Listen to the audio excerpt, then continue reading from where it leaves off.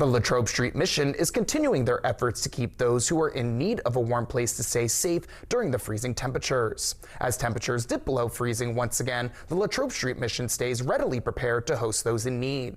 So far this year, they have had enough beds to house the people who need places to stay to avoid the cold.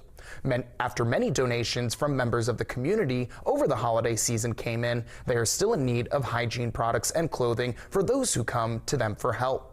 Newly appointed Executive Director Michelle Beers says they made an important change this year. We have just decided that we were going to manage this in a whole different way than we have in the past, and we are not going to open and close our warming station. Our warming station, when it opened a few weeks ago, we are open for the season. Beers says they are dedicated to hosting as many people as they can in the space they have available.